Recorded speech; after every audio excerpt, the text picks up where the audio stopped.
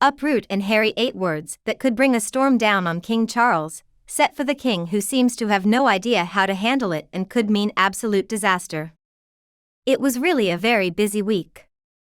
King Charles's first coronation process took place in the middle of the night, involving horses, carriages, and military personnel who are forced to stay awake past bedtime. Meanwhile, it looks like the king and his wife the queen need to find time to practice their small part of the big day using the Abbey model, which has been made inside the palace ballroom of Buckingham. Considering they've only managed to fit into one race so far, the king probably doesn't have much time to flip through the pages of the royal history books, but he should probably do just that, because if there's one important thing a novice leader can learn, don't mess with the French and watch out for the gout. It's being aware of your stupid parents.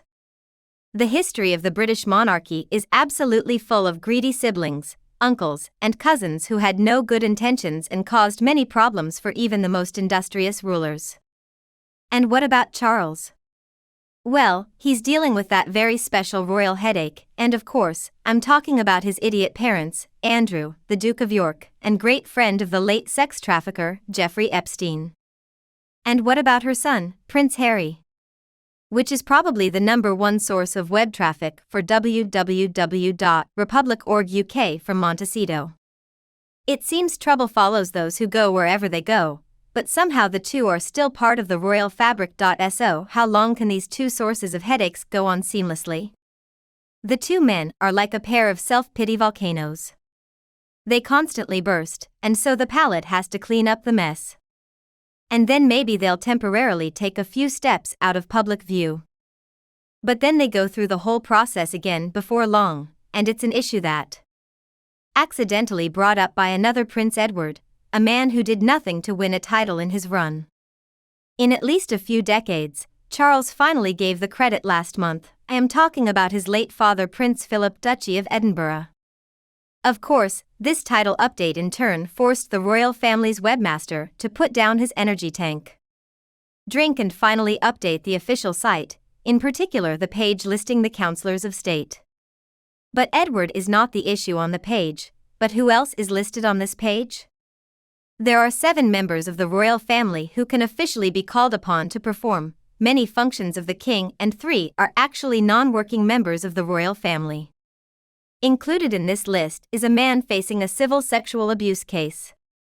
A man who now makes a career out of sharing his trauma with paying audiences and continuing to talk about the difficulty of life at the palazzo, and also a woman best known for wearing a really lousy hat. I mean, really? This list is an example of the type of people you should avoid at a dinner party who are not suitable candidates for a salon meeting. Let's get Harry, Andrew, and Beatrice as much as we can. Regal understudies makes no sense. George, the first from Hanover, founded what we now call the House of Windsor boy. Must be proud right now, before anyone starts throwing their hands in the back row. I understand, last year, Charles asked the House to pass a new bill to expand the list of state councillors, and we understand why he did. He needed more people than Princess and Edward to call on. So he made sure that in reality Andrew, Harry, and Beatrice would probably never be called upon to act as kings. But still not pretty. I mean, think about it, this out-of-work golf enthusiast, slow girl around town and man who presumably earns a living without ever being left in charge and might be able to sign government documents or receive a new ambassador is terrifying. These 3 positions, 5th, 8th, and 9th in the line of succession, and the fact that they hold these official positions which are so important, even though they will probably never have to use these positions, is really the epitome of everything the critics say is wrong with the monarchy. Why really, why? These people who are totally incompetent, who are not elected, and who are really not very attractive. Why should they be allowed to fill those roles that could even theoretically be chosen to open parliament or sign official documents or guard private information? Board meetings? That's wrong now at a time when adding and Edward to that list was seen as a diplomatic gesture by the king. A way to ensure that Prince. Oh, I'm just watching my 6th hour of golf. Andrew and even Harry would never have been called upon to act in this capacity without hurting any of their feelings. They can be very sensitive after all, but looking back, Maybe that wasn't the best way to approach the problem, maybe it really was like putting a band-aid on it. Charles's main job as King Al Royal secures the jam jars and keeps the souvenir industry afloat is to protect the monarchy at all costs. And right now, it seems like the two biggest threats to institutions, health and well-being, are his own family members. People have fond memories of the late Queen, of course, but her later years were really affected by how she handled those races.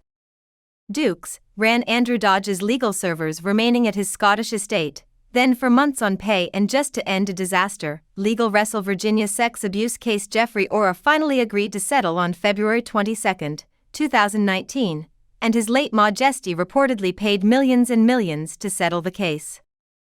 However, she saw fit to allow him to make repeated attempts to re-enter public life, even after the most notable for the Thanksgiving service held for Prince Philip at Westminster Abbey.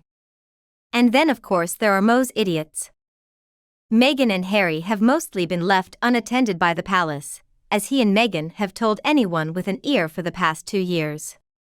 What an awful bunch of people the royal family really are. In both cases, the late Queen looked for short-term solutions and quick fixes to try to make these messy situations go away. He just wanted this stuff to get out of the headlines as fast as possible in the future, in the months and years to come after the coronation peak was over and we all forgot how hard the king was trying to make sure that some people are performing at the concert. Will we be in new royal waters? So will he be able to act as the nation unifying figure he is meant to be? Or will he just go off on these tangents, like trying to save Britain's hedgerows or pressuring Downing Street to put homeopathic remedies on the NHS? Will he be able to maintain the level of support for the royal family at a time when the hereditary public institutions of power are taken into consideration on a daily basis? I mean, how can Charles think about this task, while Harry's situations are still unresolved and his side continues to say that the king can't allow Harry and his resilient and resentful ego to continue running amok? And I'm sorry, but as long as the 8 words, York and the Duke of Sussex, are still there on the royal website as councillors of state, Her Majesty is putting her kingdom and the whole monarchy in jeopardy. And while Beatrice is definitely not in the same league as these two, she definitely belongs on this list.